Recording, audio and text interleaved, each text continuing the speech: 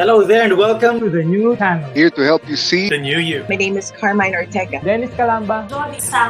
This is Nato Agbayani. My name is Juan Lu. I'm Chino. I'm Trisha. This is Apple Manansada. This is Attorney Carlo Ibanez. This is Attorney Sheila Santiago. This is Angie. This is Argamid. My name is Dante Salama. This is Jesse Francis Rebastillo. I'm Dania Cunha. Mon Mendoza. I am Mapet Erhino. I'm Leo Bryan. Mike. Nice to be here. Sir Al Ian Barcelona. Marvin Salazar. This is Sunny Haldon. Heidi Lumainos. This is Ivan Jude. Patrick Geronimo. Alan Perez. My name is Erwin Ursua. Mine is Bob. My name is Lloyd Luna and this is Future. The Talk. Family Business. The Puppet Stories. After Shift. TNC Town Hall. YOLO. Marketplace. The Home Buyer. HR Hotline. Danny Art Show. Healthline. Foreign Affairs. COVID stories. Awesome Day Show. Thank you. Money and More. Cybernext. Women at Work. Win Within. Port Project. The Big Picture.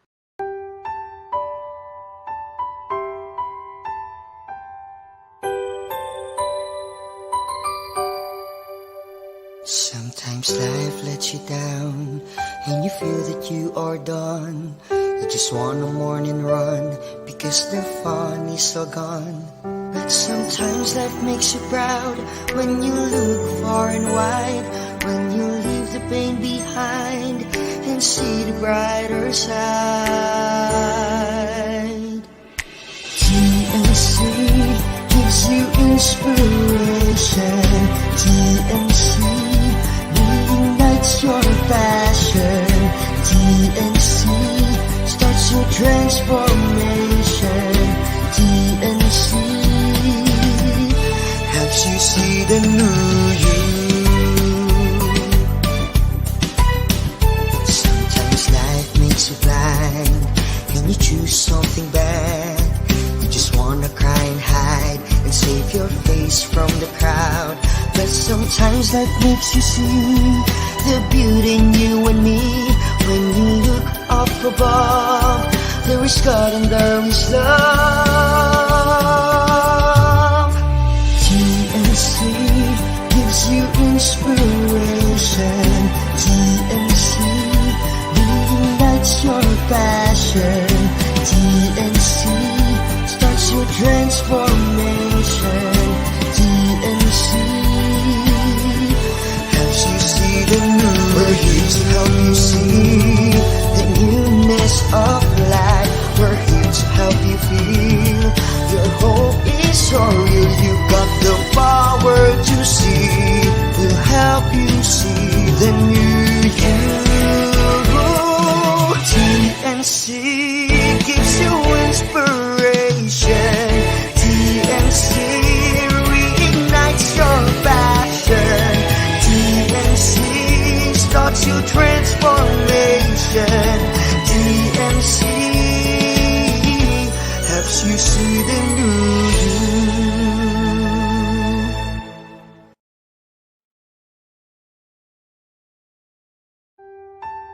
The new channel.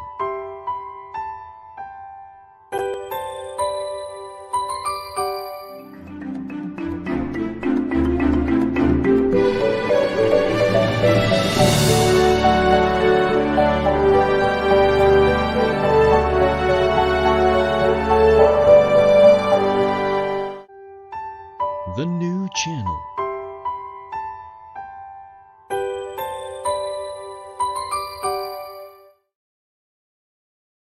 The views, opinions, and insights expressed in the following show are those of the hosts, producers, guests, and viewers. They do not necessarily reflect the position of the channel. Viewer discretion is advised. Hello there and welcome to TNC. We are here to help you see the new you. My name is Lloyd Luna and this is The Big Picture.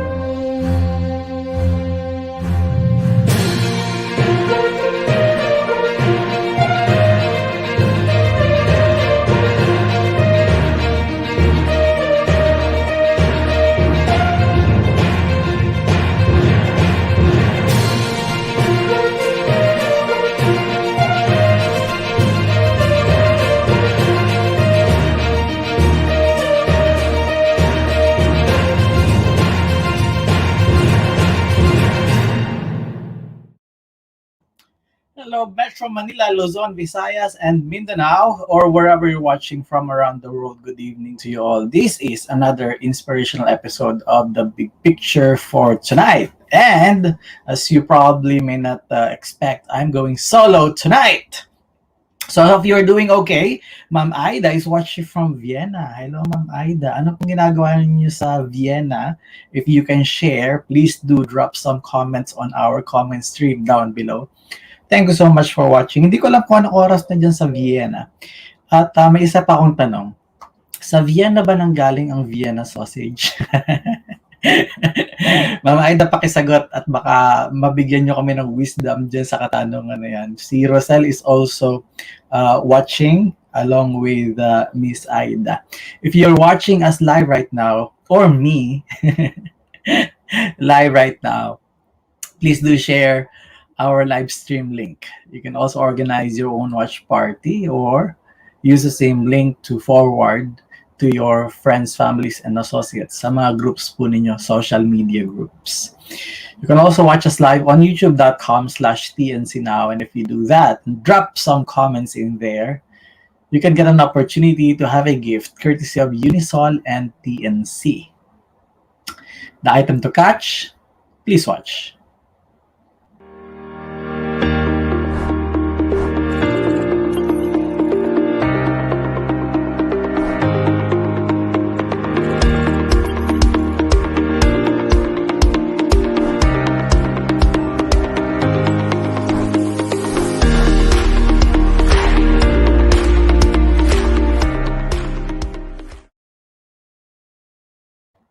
That is washable face mask, courtesy of Unisol and TNC, worth 800 pesos. So watch us on youtube.com/TNC now. Drop some comments in there, and when we choose you and you are living within Metro Manila, delivery is on us. So sumagot na si Ma'am Aida, yes daw, yes. So sa Vienna po, nanggaling ang Vienna sausage. Sige nga. At bakit naman Ma'am Aida? Diyan ang galing. Ano ang alamat niya? Ano ang kwento ng Vienna sausage, by the way? For sure, nakatikim na kayo na, di ba? Nagluluto kayo. Or nakapunta kayo sa grocery store. Malamang meron kayong nadaan ng Vienna sausage. Hello, Ma'am Teresita Cruz. Thank you so much for dropping by. Pakilagay po kung saan kayo nanonood para mabati namin kayo. At kung meron kayong gusto may pa-announce, let us know as well. At i-share nyo rin po yung inyong thoughts, insights habang nagdi-discuss tayo, because interesting tonight, we are going to talk about this topic. Why good people fail. I don't know if you know of someone na napakabuting tao, and yet again, this person simply pa, keeps on failing. Mabuting tao, mabait, wala talagang masabi. Kaya lang, for some reason, hindi siya maging successful, baon sa utang, and many things like that. So, pag-usapan po natin ngayong gabi yan, and hopefully you can join our conversation for tonight, because I'm going to take on this show solo for the next 45 minutes or so. I'm going to read some chapters in the book and explain the same to you as we move on with our discussion. So please do again, share the live stream link if you're watching. Paki-send lang po yung link na ito, paki-share doon sa inyong mga friends, sa mga kaibigan ninyo, para maging part sila ng discussion. Again, this is very important discussion, I guess, because a lot of people always want to be successful in their lives. I mean, by success, I mean, really depends on your definition of that. And maybe I can start from there. Yung success, it should not be something that you see around you. Ang isang kaibigan mo na may bagong cellphone is not an indication that your friend is actually successful on the basis of him or her having a new cellphone. Napakadaling tingnan ng ibang tao at sabihin sa sarili natin kung gaano sila kaswerte at gaano sila ka-successful, where in fact we don't have any idea kung yung bang buhay niya is as successful as he or she wants it to be. So, i-start natin doon. Pag sinabing success, it's very subjective. I don't know. For some people kasi, pag may nakitang iba dun sa ibang tao na parang feeling niya wala siya at meron yan, parang buti pa siya. Successful siya. Okay siya. So, this applies whether you are talking about financial gain or maybe property gain or maybe, I don't know, maybe relationship. So, pwede siya mag-apply sa kahit na anong aspeto ng buhay. Kaya ang sinasabi ko lagi dito is, first and foremost, before you even think about success and how to be successful, I guess the first thing is you will have to define success on your own terms. Ano ang success para sa'yo? So, Ma'am Aida, welcome Vienna team. Oo, yes po. Different sausages serve ko sa inyo. Oy, sana naman makarating sa atin yung Vienna sausages na yan. Oo. Sige. Sana makarating. Promise. Papakita ko sa inyo yung pagkakaluto niyan. Ipopromote natin dito sa show. Ang Vienna sausage galing kay Ma'am Aida mula sa Vienna. Okay, so ano ang success para sa'yo? If I were to ask you now, what does success mean to you? Ano ang definition mo ng success? Kasi malabo na gusto mong maging successful and you don't even know how to define success. The challenge with that is kapag hindi mo alam ang definition ng success sa term na gusto mo, how would you know that you are already successful? How would you know? Hindi, wala kang measure wala kang nire-reach wala kang basehan kung na-achieve mo na or naging successful ka na. Kasi wala kang definition ng success. So, for example, if I reach the level of vice president in an organization, in a company, that is success for me. Okay, now I know exactly the measure of success is based on my personal definition of that, which is being a vice president in a company. All right? Now, question, given naging vice president ka na, does that restrict you from redefining success? Definitely no. So therefore, kapag na-reach mo na yung level na vice president ka na, successful ka na, you can start redefining success. Saying, for example, I wanted to be CEO of this company in 3 years' time or maybe 5 years' time. So we are starting with that definition of what success is for us. Not the preconceived notion of success as the society defines it, like meron kang bahay at lupa, meron kang 3 sasakyan, meron kang napakaraming girlfriends or boyfriends, meron kang napakalaking negosyo, sikat na sikat ka. I mean, these things that we thought is how society defines success. For me, you should forget about those definitions. I mean, if that is true to you, by all means, do that. Kung ang pagiging sikat, pagkakaroon ng 1 million followers sa Facebook or sa YouTube is something that is your definition of success, by all means, do that. Walang problema. Pero kung sasabihin mo, hindi yun yung para sa'yo, hindi yun yung binubulong na puso mo, at hindi rin naman talaga yun yung gusto mong ma-achieve, kasi hodang marami sila dyang pag-aari, mayaman sila,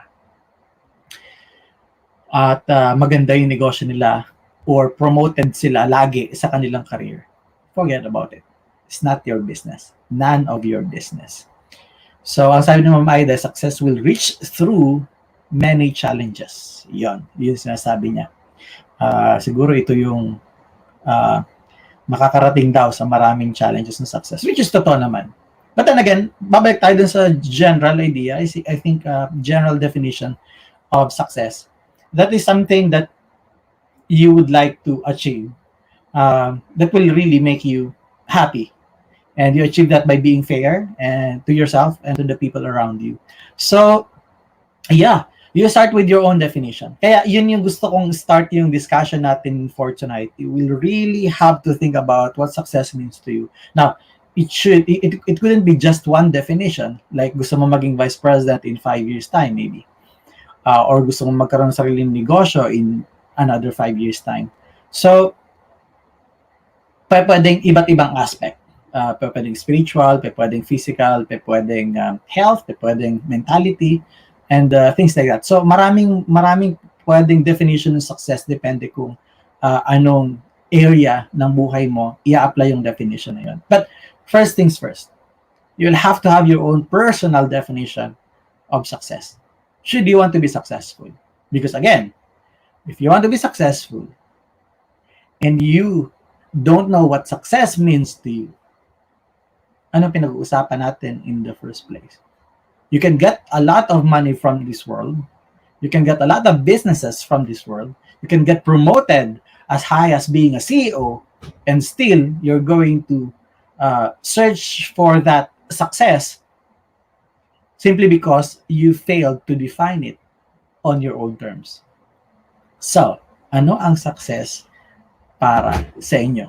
And that should really go, hello, my visitor. And that should really be true to each and every one of us here watching. Please, huwag na kayong tumingin sa iba para kunin yung kanilang idea ng success. Because end of the day, hindi mo alam lahat ng may bahay kung masaya ba sila. Hindi mo alam kung lahat ng may sasakyan ay may maayos na savings ba or insured ba. Hindi mo alam kung porke meron sila laging magagarang kagamitan, ay ano naman, kumusta naman ang kinakain nila sa bahay. So, I think we have been living in a society where success is defined by what people see, what are visible to the eye, which I'm going to ask you to re-examine. While it is true na maganda na meron silang nakikita sa atin na evidence na pagiging successful, it is also true that if it does not fit your definition of success, just let it go. Hindi mo kailangang may patunayan sa iba, bumili ng kahit na anong kaya mong bilhin ng pera mo. Because end of the day, napakaraming may gagarang sasakyan pero walang laman ng utak. So, maraming malalaki yung negosyo pero hindi maayos, hindi masaya ang buhay sa family and things like that. So, ang sabi ni Ma'am Aida, my great success is when I reached Vienna to practice my profession to serve humanity. See? So, very clear yon. Nakarating siya doon at ginagawa niya yung profession niya at nagsiserve siya sa humanity. It's a definition of success that is pretty unique to Ma'am Aida because probably it will not be my definition. Number one, I don't know if I can practice my profession sa Vienna, and I don't know if my family will allow me to go to Vienna, although I would love to visit Vienna. But it's not true eh. It is not my personal truth. Kumbaga parang hindi ko naisip or tinarget na I'm going to be there in Vienna to work. Although I'm not saying na masama, na hindi ko sinasabing masama yung mapunta ka doon para trabaho because again, yun ay para sa inyong judgment. But in my personal case, probably no. So hindi siya sa akin totoo. Pag hindi sa akin totoo, hindi ibig sabihin masama. Ang ibig sabihin lang, hindi sa akin totoo.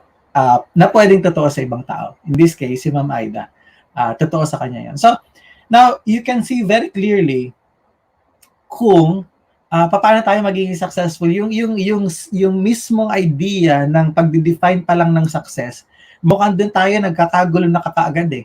We are living our lives daily na hindi natin alam kung paano natin i-measure kung malapit na tayo doon sa tagumpay na gusto natin or hindi pa. Para tayong andar lang ng andar pero hindi natin alam yung destination na pupuntahan natin. So, it's interesting to note na dapat sa panahon ngayon, alam mo na exactly kung anong definition mo ng success.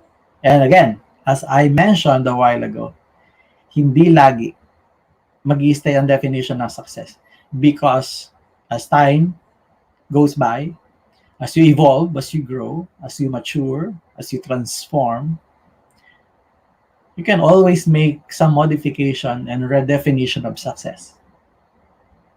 Because that's what we do as people. We grow. We outgrow ourselves. So, importante yun. So, I'm going to pause for a short commercial and then when we come back, since na pag-usapan na natin yung success, we are going to talk about the book, Why Good People Fail. Mabuting tao ako. Hindi ako mamamatay tao. Wala akong ginawang krimen. Mabait ako, masunurin ako. Madalas ako magsimba 4 times a week. Nabasa ko ang Bible, nagbibigay ako ng limos, tumutulong ako sa kapwa ko. Then again, may mga cases, I still keep on failing. Why do you think good people fail? We're going to find out some ideas and answers when the big picture on TNC returns. Please stay on our stream.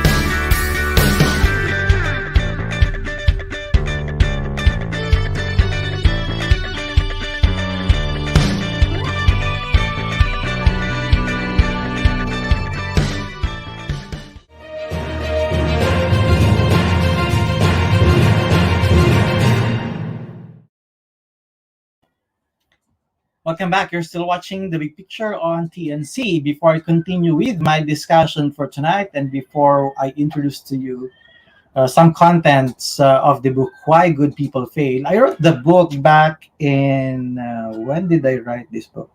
Back in 2011. I wrote the book back in 2011. So medyo may katandaan na rin po ito, no? Yeah. Back in 2011 pa. Yes. Ngayon ko na lang ulit siya mababasa. I'm going to invite you to watch our other inspirational shows on TNC. Please watch our live stream shows.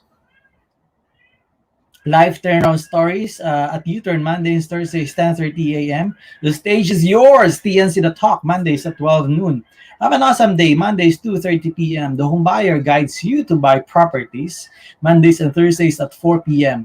Laugh and learn from the Puppet Stories, Monday at 5:30 p.m. Notable personalities and their stories on The Big Picture, Mondays through Fridays at 7:15 p.m. Listen to this generation, the millennial voice, Mondays at 8:30 p.m. Learn Together Across Borders, Foreign Affairs, Tuesdays, 10:30 a.m. Human Resources and Management on Nature Hotline, Tuesdays, Thursdays, and Saturdays at 12 noon. While Home brings Well Life, Tuesdays and Saturdays, 2:30 p.m. The Journey Continues, Moving on Business, Tuesdays and Fridays at 4 p.m. Learn from the Market Leader, Tuesdays and Thursdays at 5:30 p.m. Never Too Late for a Mental Shift, Tuesdays and Thursdays, 7:30 p.m. Colorado, and Wednesdays and Fridays, 10:30 a.m. Philippine Time. Money and More, Tuesdays, 8:30 p.m. Philippine Time, and 5:30 a.m. California. Cybersecurity is Key, Cybernext, Wednesdays, 12 noon. Health is Wealth, Healthline, Wednesdays, 4 p.m. Coping and Coupling, Couple Goals, Wednesdays at 5:30 p.m. Chill and Boost after shift. Wednesdays and Fridays, 8:30 p.m. Your rights, your responsibility, YOLO. Thursdays at 8:30 p.m. Madiskarting Buhay, Madiskarting Nanay, Negosyo at Home, Fridays at 12 noon. Emerging and Practical Technologies, TechU, Fridays 2:30 p.m. Magbenta, Bumili at Tumulong, TNC Marketplace, Fridays and Saturdays 5:30 p.m. Dream, Achieve, Nurture, and Inspire, Danny Art Show, Fridays 5:30 p.m. Celebrate Women at Work, 9 a.m. Saturdays. Time to hear positive news, COVID stories, Saturdays 10:30 a.m. The Family Business is Everyone's Business, Saturdays 4 p.m. Beauty Beyond What Your Eyes Can See, Usapang Beauty, Saturdays 5:30 p.m. Success Stories on the 4 Project, Saturday 6 p.m. Dubai and 10 p.m. Philippine time. Strategize and win in life through Win Within, Saturdays 8:30 p.m. I think sa second season niya pagbabalik ay Wednesdays at 8:30 p.m. na siya. Catch also our TNC Originals, One Day, TNC Arena, TNC Presscon, TNC Town Hall, Saturday 7 p.m. co-hosted by TNC founders Lloyd and Apple. Town Hall is where we talk to you, our valued audience. More upcoming shows, follow us and use the hashtag or hashtag TNC now on Facebook and YouTube. Allow us to, or allow our passion or your passion to inspire you, and together let us hashtag see the new you. Okay, so back to my discussion now. Yes. Hello, Tita Cholita Esplana watching from Tarlac. Ayan. Oo, good. Maganda yung part na yon na maintindihan natin. Naintindihan natin yung success kanina. At bilang review, sinasabi natin na you will have to have your own personal definition of what success means to you. Hindi yung definition na sinasabi ng society natin, hindi yung definition na ginagawa natin para sa ibang tao, na ginagawa nating totoo sa atin. Yung personal definition like what success means to me. If success to you means eating 3 times a day, and you happen to be able to eat 3 times a day, it's success. You don't need 1 million pesos in your bank to call yourself successful, because in your own terms and definition, swak na swak, pasok, kasi nakakain ka ng 3 times a day. Kung kumain ka ng 5 times a day, may bonus ka pa. So, it starts with that. Maraming salamat, Ma'am Aida. Oo, good night, Philippines. See you soon. Mukhang gabi na dun. Ano oras dyan, Ma'am Aida? Anyway, good night kung kayo po ay matutulog na. Si Pabs is also here along with Erlinda Siaga Bautista. Si King. Hi, King! Nako, welcome to TNC. Kailan ang premiere ng yung show? King Gonzalez is going to be hosting a show on TNC. Ayan, in-announce ko na. Hindi na makapag-back up siguro. Makapag-back out siguro to kasi na-announce na. Hello, Ma'am Jackie, watching from Makati. I hope you're doing okay. So, we are talking about, and we are going to talk about why good people fail. Now, anybody of you here watching who knows of someone na mabuting tao, mabait, masipag, matyaga, walang ginawang kasalanan na krimen, okay naman siya, masunurin, relihiyoso, mabuting tao, and yet the person keeps on failing. So, ito yung gusto kong basahin sa inyo. Again, I wrote the book back in 2011. Yun. Things to know when you're good but broke. May mga ganun talaga yun, no? Mabuting tao naman sila. So again, I was asking you, have you ever met a good person, kind, humble, loving, lovely, generous, sweet, caring, hardworking, thoughtful, patient, open-minded, dependable, reasonable, but who's broke or broken for one reason or another? Meron? Meron. You must have. It's because in this world, there just are too many of them. Maraming mga taong ganun, ha? You see them at home, in the office, in coffee shops, in school, in church. They are everywhere. Chances are, you even work with 1 or 2 of them. They could be your friends, your classmates, your associates, your seatmates, perhaps your golf buddy. I don't know if you're playing golf. The truth is, you see these people every day, and on certain occasions, they might have even approached you for advice on how to solve their problems or how to move on from heartbreak, for example. Ito yung mabuting tao pero laging busted. Mabuting tao pero laging hinihiwalayan, iniiwan, pinapagpalit. Mabuting tao, mabait. Feeling niya, nagawa niya naman lahat ng responsibility niya. But for some reason, iniwan pa rin siya. I don't know kung isa kayo sa mga yon. But I'm sorry. I just have to say it. You may not be the best person to counsel them about their problem, but you try to appease them anyway with some words of consolation. That's why you are friends, right? Nakaka-relate si Hershey. Mabuting tao, pero broken-hearted. Daming ganyan, okay, maganda. Huwag ka malulungkot kasi marami kayo. Di sama-sama kayong maging malungkot. Nasaan na ako? Nawala. Yeah, that's why you're friends. So, bigyan mo siya ng advice. Where those pieces of advice are coming from does not really matter that much. You are there to comfort them. Ito yung mga lalapitan kayo hingi ng advice.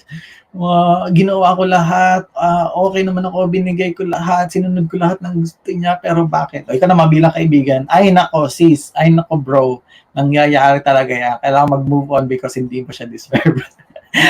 Alam na natin yung alam na natin more or less yung linyahan, But why? Why does it happen? Ito yung gusto natin sagutin. Now, in some cases though, you may be on the same boat as they are. Ito yung sinasabi ko. Minsan, nag-a-advise ka, pero ikaw din broke din. So, parang, depende kung ano nasa isip mo. Since nararamdaman mo rin yun, nakakapag-advise ka. Facing the same kind of problem, possibly an even more complicated one. Now, in such situations, whoever is asking for advice from whom isn't as important as receiving the advice itself. Most of the time, in fact, you give the advice for free over lunch or coffee, right? Hi, Ma'am Letty. Thank you so much for watching The Big Picture. And then, after dispensing so much advice after another, you wonder, why is it that despite the wisdom inside their heads, the goodness in their hearts, and the hard work they are capable of doing with their hands, why do some people fail over and over again? Which is ituloy yung question natin. Mayroon silang wisdom, nasaktan na sila, naiwan na sila last time, may wisdom na sila. Mabuti yung hangarin nila sa loob, sa puso nila. Hardworking naman sila, capable silang gawin ng mga bagay-bagay na gusto nilang gawin. And yet, these people fail over and over again. How do you solve the riddle of why some people succeed, but then again, many others fail? Is it because one is just luckier than the others? Maswerte ba yung isa at yung isa ay medyo minalas lang? Kasi kung 10 times na nangyayari sa'yo, di 10 times ka nang minamalas. Some good people are broken ang pocket. Totoo yan, ma'am, di ba? Totoo yung sinasabi ni Ma'am Jackie. Talaga, sobrang mabuting tao, pero broke nga eh. Di ba, bakit ganun? Parang dapat yata hindi. Dapat hindi, di ba? Kasi supposed to be, kung mabuting tao ka, dapat, mayaman ka din. Kaso hindi nga ganun yung case. Kaya yun yung tinatry natin sagutin tonight. Hello, Sir Freddy. Thank you so much for watching. Some good people are broken ang pocket. Yun yung sinasabi ni Ma'am Jackie. Yan. So, bakit ba nangyayari yun? Yung isa ba maswerte lang? Yung isa medyo minalas lang? Is it because one was born with riches or born to riches while others were picked up from ditches? Pinanganak na mayaman, swerte ba yun? Ulitin natin, di lahat ng may pera, masaya ha. Pero kung ikaw ay walang pera, mas lalo naman siguro hindi ka masaya. So pag-isipan mo din, wag naman doon sa walang-wala. Winnie, welcome. Friend pala ni Ma'am Aida, si Ma'am Letty. Taga Pangasinan. Mga kaibigan kong Pangasinense, kumusta kayo dyan? Hindi ko alam kung paano kayo batiin. Ayan. Is it because one has completed formal education while others are just senior high school dropouts? May mga ganun, di ba? Parang nasa education ba yan? Bakit ka nag-fail? Bakit ka nagiging successful? Dapat ba makomplete mo yung degree mo para maging successful ka? Kasi dami nakatapos ng isang degree nila, broke. Tapos makikita mo yung high school dropout mo nakaklase ng araw. Ang ganda-ganda yan ng buhay, di ba? Ang ganda-ganda pa ng asawa. Life is unfair, you just say. Life is unfair. But it doesn't solve it, right? Hindi mo pwedeng sabihin lang na life is unfair. There must be a reason why things happen. At ito yung binabasa ko ngayon. So, yun. Why is it that regardless of our status in life, we sometimes find ourselves hopeless and helpless? While money can help solve many of our problems, why can't it solve the problems that it creates for us? Ang pera minsan solution, pero yung solution na yon nag-create din ng problem para sa atin. Think about that. While money can solve a lot of problems, money itself can also create some problems for us. While popularity matters, kasikatan to a lot more or most people, why cannot it guarantee them anywhere near the never-ending fame that they crave? Sikat na, bakit gusto pang sumikat? Bakit parang hindi natin nalalagyan ng stop or ng limit kung hanggang saan lang yung sikat na gusto natin? There are celebrities who put up their business that gets bankrupt not long thereafter. There are politicians who also put up a business of their own but fail miserably in it. And there are people with PhDs, MAs, who venture into some ambitious enterprise but suffer the same fate. How can we connect the idea that many people fail in spite of their goodness? Bakit? Paano may re-reconcile yun? How can you connect that idea? Many people fail in spite of their goodness. So the question now becomes, do you even have to be bad to succeed? Kasi kung ang argument natin, ang mabuting tao ay broke, ang mabuting tao ka pero nagiging broken ka o nagiging broke ka or nag-fail ka, baka parang okay na lang kaya na maging masamang tao ako? Bakit? Kasi titingnan mo, napakadami naman din masamang tao pero okay naman ang buhay. Masamang tao pero okay din naman yung love life. Sama nga na ugali pero may boyfriend, ikaw wala.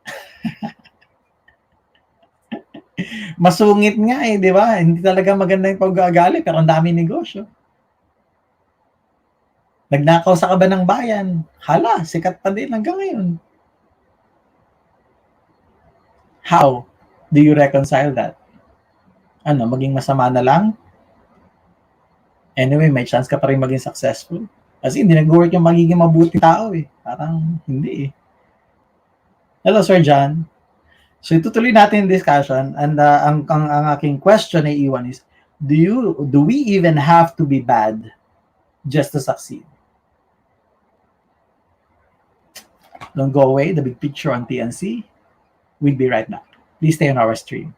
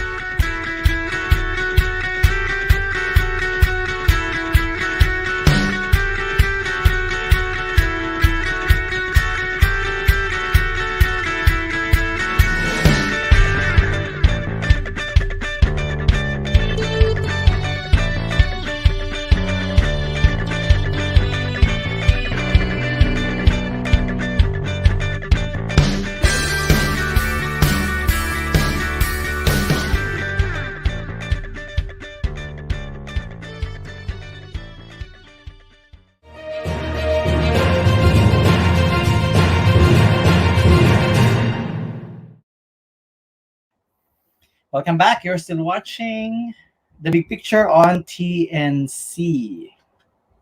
So, napag-usapan natin kanina, do you even have to be bad to succeed? Kasi nga yung parang mabuting tao ka, hindi ka nagiging successful. But, you know what? Bad people, like the good ones, fail as well.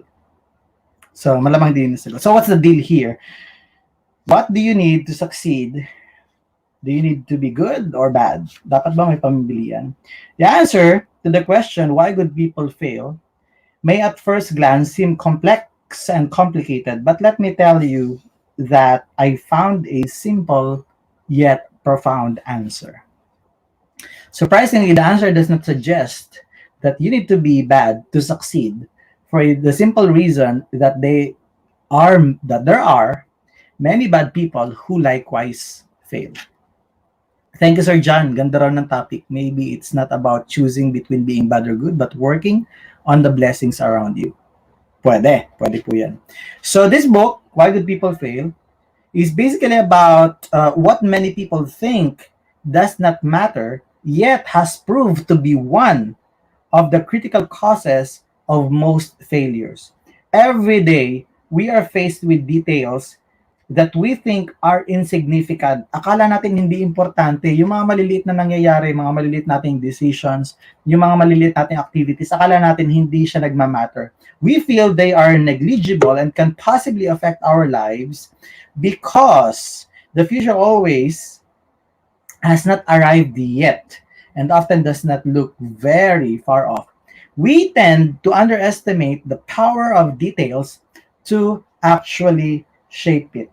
Now, the problem is that we don't care about life's tiniest details anymore. We have become fans of huge success and big-scale solutions to problems. We get to think that paying attention to details would only waste our precious time. But failure, like success, is not a one-time event. No, it's not. It doesn't just happen. There will always be some precursors to it. And you don't just wake up one day to find that, voila, you just failed. No. Failure is, in fact, take note, an accumulation of small mistakes that we make every single day. Failure is an accumulation of small mistakes that we make every single day. Hindi nangyayari yung end ng relationship na basta na lang siyang nangyari. Because the time na naging kayo at the time na nag-break kayo, may mga small, tiny details na hindi na work out. Nag-accumulate at dumating sa point kung saan kailangan nyo nang maghiwalay. Hindi nalugi ang isang business simply because nalugi lang siya dahil wala na bumibili or hindi na siya tinatangkilik.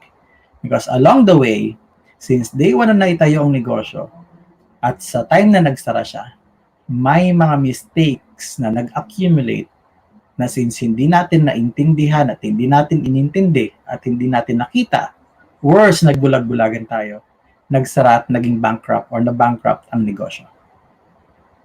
You think about it. Hindi nangyayari ang failure simply because it happens. Something must have caused it to happen. So, hindi siya basta magic lang. So, I don't have so much time anymore. I'm going to continue reading this tomorrow night. Kapag hindi naging available ng aking guest, we are still going to talk about why good people fail. In the meantime, I would like to thank everyone who have become part of tonight's episode, solo episode. I really appreciate your time and your engagement with us tonight. So thank you all so much. I would like to thank Puzzlebox BPO Inc., also our sponsors, Unisol, Aliyah Garay Supply, Mr. Rice, and Well Life. Maraming salamat po sa lahat ng mga nanood. I'm going to see you again tomorrow for another inspirational episode of The Big Picture. I am your host, Lloyd Luna. And thank you so much for watching. Good night.